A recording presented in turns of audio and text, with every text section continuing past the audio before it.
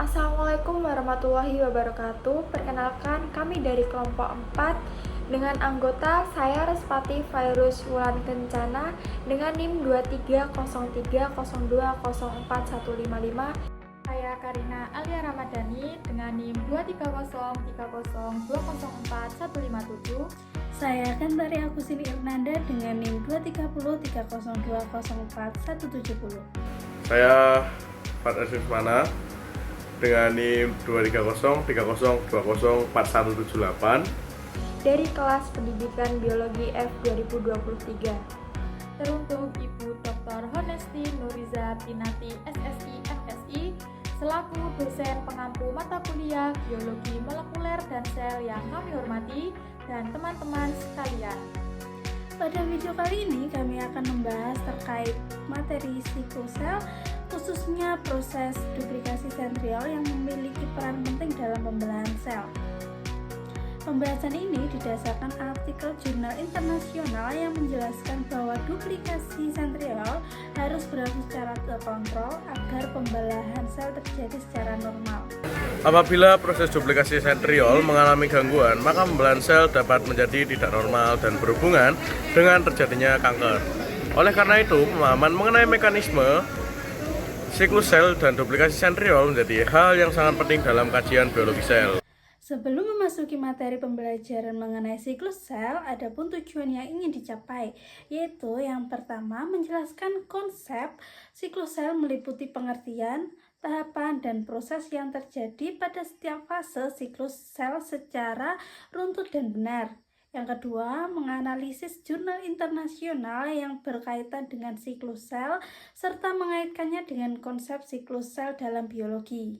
Next, pengertian siklus sel. Siklus sel merupakan rangkaian peristiwa yang dialami oleh sel sejak terbentuk dari hasil pembelahan sel sebelumnya hingga mengalami pembelahan kembali. Sahrir 2021. Jadi, serangkaian tahapan yang dilalui oleh sebuah sel sejak sel tersebut terbentuk dari pembelahan sel induk, kemudian tumbuh dan berkembang hingga akhirnya membelah kembali menjadi dua sel baru. Siklus sel terjadi pada sel eukariotik dan berlangsung secara teratur serta terkontrol. Pada organisme eukariotik, siklus sel berlangsung secara teratur dan dikendalikan oleh mekanisme molekuler yang kompleks untuk memastikan pembelahan sel terjadi secara tepat dan terkontrol. Proses ini berperan penting dalam pertumbuhan, perkembangan, perbaikan jaringan, serta reproduksi sel. Fase-fase dalam siklus sel. Secara umum, siklus sel terbagi menjadi dua fase. Yang pertama, interfase. Yang kedua, fase M. Interfase merupakan fase terpanjang di mana sel mempersiapkan diri untuk membelah. Fase M atau pembelahan sel. Fase M adalah fase ketika sel mengalami pembelahan inti, meiosis atau mitosis, dan sitoplasma atau sitokinesis. Dapat dilihat pada gambar di samping dari InfoLabMed 2024. Sebagian besar waktu hidup sel dihabiskan pada fase interfase, Masora 2024. Pembelahan sel hanya terjadi jika sel memenuhi kondisi tertentu yang dikontrol oleh sistem molekuler, Kusumawati et al. 2018. Selanjutnya adalah hasil pertama. Interfase merupakan fase persiapan pembelahan sel yang terdiri atas fase G1, S, dan juga G2. G1 atau GAP1, sel ini mengalami pertumbuhan awal, sintesis protein, dan peningkatan jumlah organel. Di fase S atau fase sintesis terjadi replika DNA sehingga materi genetik digandakan. Selanjutnya fase G2 adalah GAP2, sel melakukan pertumbuhan lanjutan dan persiapan pembelahan termasuk sintesis protein dan pembentukan benang spindel. Nah, mitosis adalah pembelahan inti sel yang menghasilkan dua inti anak identik. Tahapan mitosis itu ada 4, ada profase, metafase, anafase, dan juga telofase. Profase, kromosom akan menebal dan membran inti akan menghilang. Di metafase, kromosom akan berjajar di bidang ekuator. Di anafase, kromatid saudara terpisah. Dan di telofase, terbentuk dua inti baru. Selanjutnya adalah sitokinesis, proses pembelahan sitoplasma Menghasilkan dua sel anak terpisah sempurna. Pada sel hewan terjadi lakukan pembelahan, sedangkan pada sel tumbuhan terbentuk lempeng sel. Selanjutnya, pengendalian siklus sel. Siklus sel dikendalikan oleh interaksi antara protein siklin dan siklin dependent kinesis atau CDK. Kompleks siklin CDK berfungsi sebagai pengatur utama transisi antar fase siklus sel. Selain itu, terdapat checkpoint siklus sel, checkpoint G1, G2, dan M yang memastikan bahwa pembelahan sel hanya berlangsung jika kondisi sel sesuai. Apabila terjadi kerusakan DNA yang tidak dapat diperbaiki, siklus sel akan dihentikan atau sel akan mengalami apoptosis. Selanjutnya adalah gangguan siklus sel. Gangguan regulasi siklus sel dapat menyebabkan pembelahan sel tidak terkendali, terjadinya kanker, mutasi pada gen pengatur siklus sel, misalnya gen P53, sindromkan pada sel kanker. Oleh karena itu, siklus sel menjadi fokus utama penelitian biologi sel dan medis. Selanjutnya, pentingnya siklus sel dalam kehidupan. Pengaturan siklus sel yang tepat sangat penting untuk menjaga keseimbangan jumlah sel.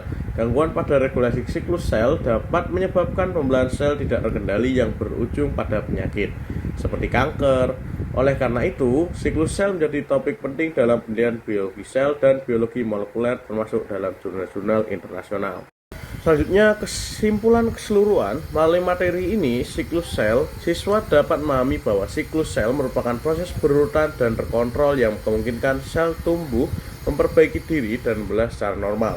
Pembahasan mengenai interfase fase mitosis serta sitokinosis membantu siswa mengenali tahapan pembelahan sel beserta proses penting yang terjadi di dalamnya, seperti replikasi DNA dan pembentukan sel anak.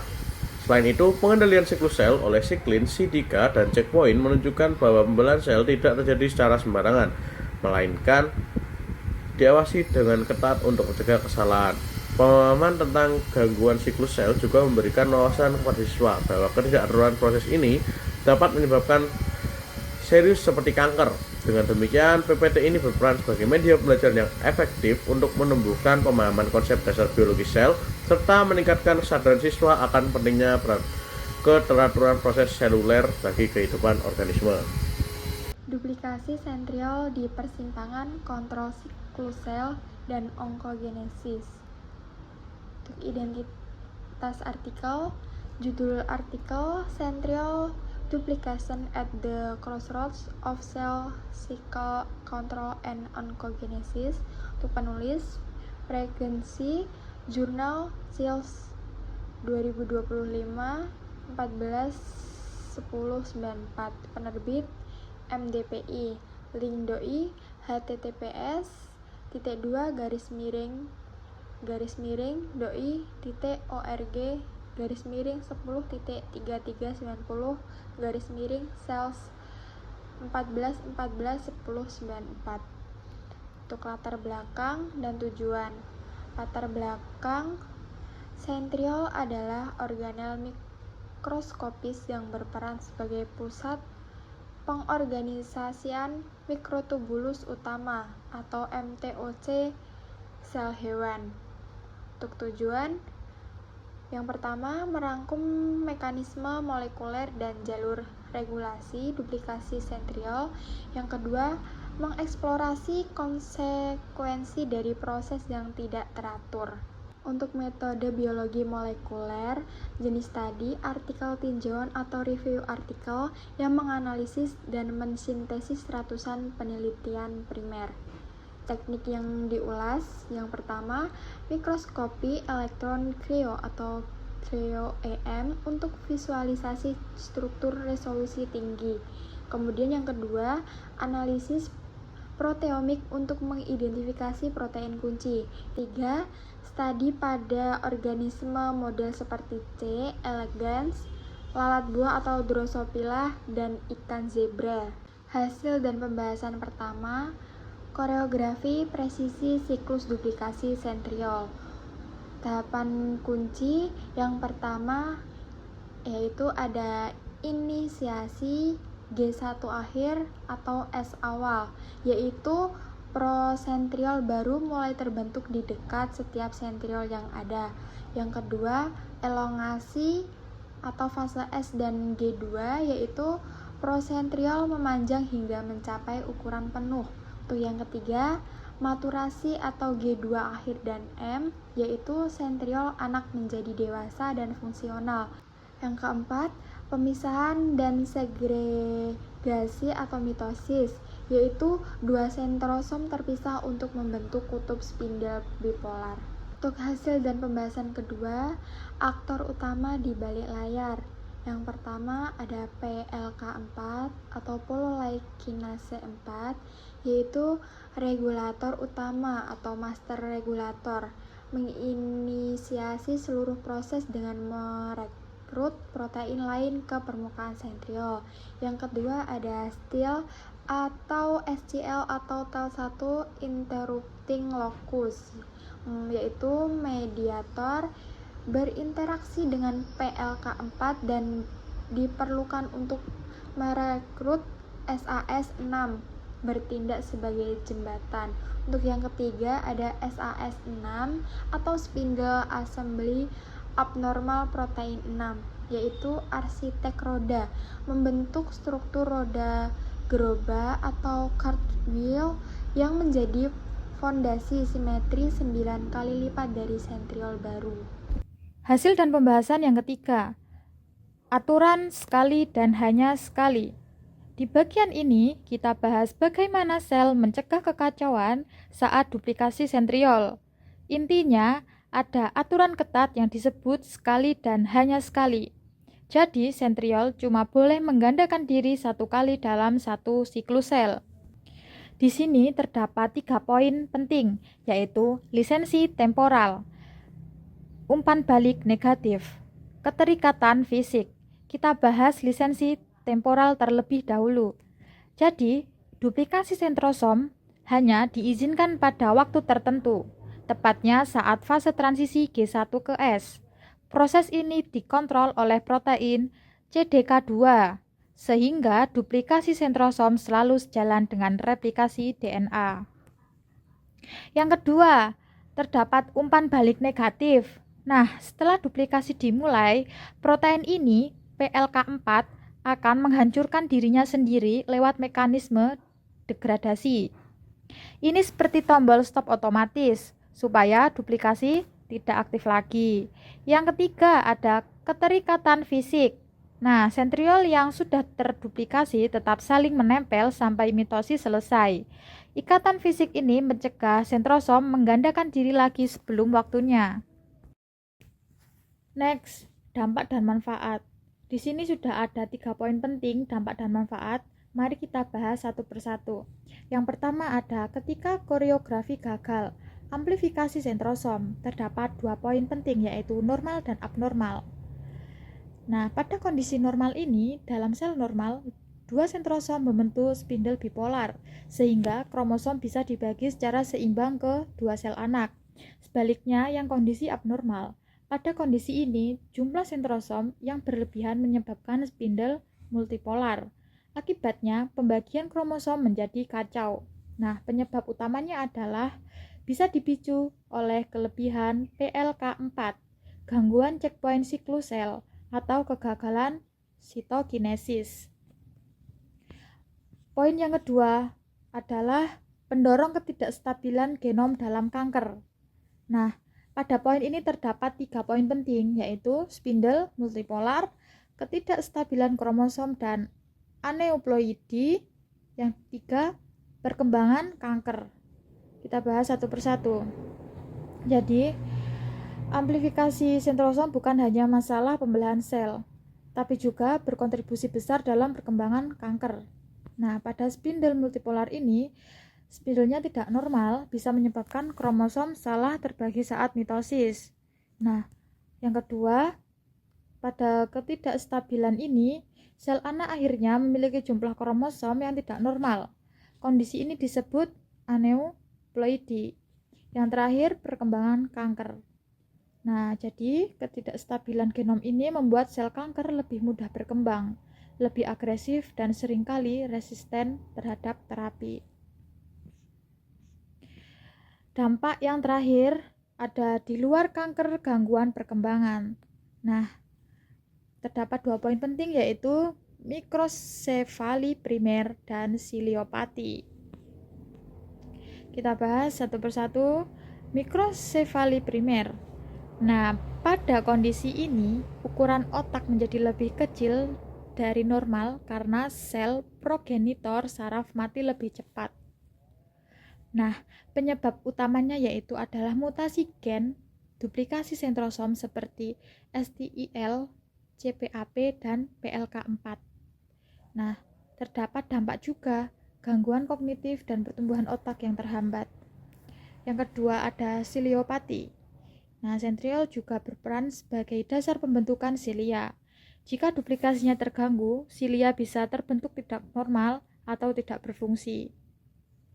Contohnya pada siliopati ini adalah PKD dan sindrom Bardet-Biedl. Akibatnya gangguan pada ginjal, penglihatan, dan sistem tubuh. Next, refleksi dan relevansi dengan topik UAS. Refleksi dari kelompok kami yaitu persimpangan kontrol, siklus sel, dan onkogenesis sebagai sumber yang sangat mendasar dan menyeluruh.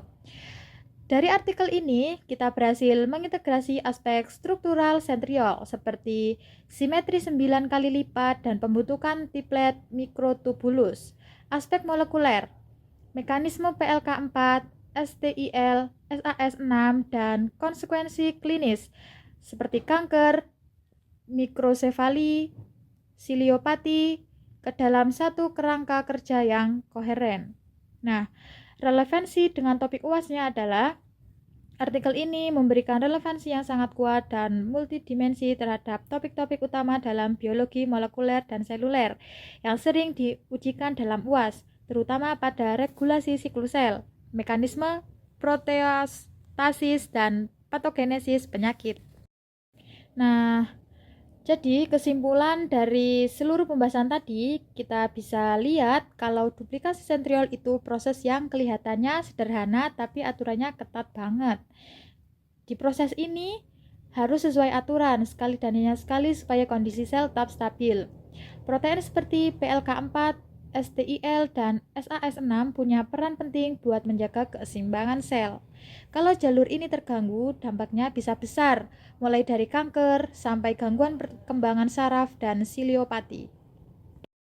Untuk kesimpulan keseluruhan dari video yang kita bahas yaitu siklus sel adalah sistem yang teratur untuk memastikan sel tumbuh, menggandakan DNA, dan membelah dengan normal. Proses ini dikontrol ketat oleh siklin, CDK, dan checkpoint supaya pembelahan sel tidak terjadi sembarangan. Pada kajian jurnal ini menegaskan bahwa duplikasi sentriol hanya boleh terjadi 1 kali per siklus sel.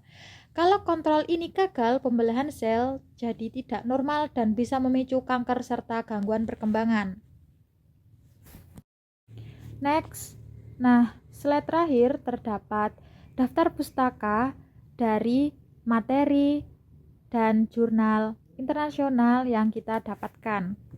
Hidup sendirian tanpa kekasih cukup sekian dan terima kasih.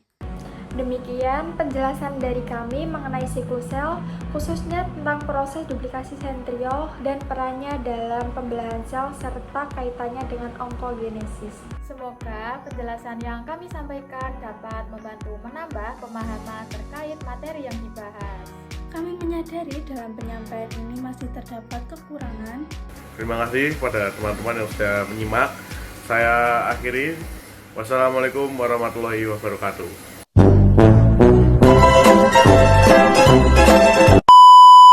Dengan anggota dari kelas PBF, bahkan kami dari kelompok 4 dengan anggota saya Restati Virus Wulan Kencana dengan NIM 2. Perkenalkan, NIM 230 4 210. Di SSI MSI yang saya hormati, salam. Ini kami akan membahas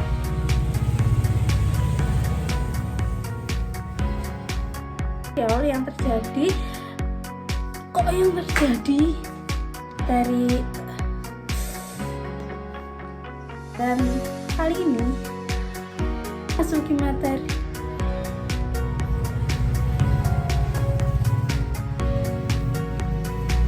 Yang kedua, menganalisis jurnal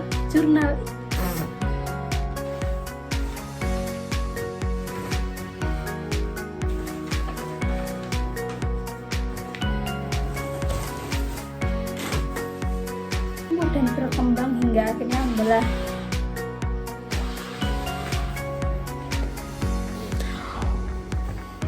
Kontrol siklus sel dan menganalisis dan biologi molekul. Untuk metode biologi molekuler atau geografi presisi Dan relevansi adalah aspek struktural hasil mengintegrasi aspek satu kali dalam satu slik kaitannya dengan onkogenesis terkait materi yang disampaikan. Yang dibahas membantu menambah penjelasan. Pemahaman karir kan dapat membantu menambah pengalaman.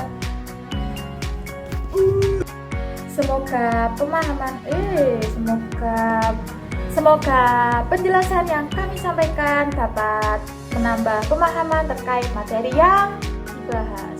Yang ini masih terdapat kurang.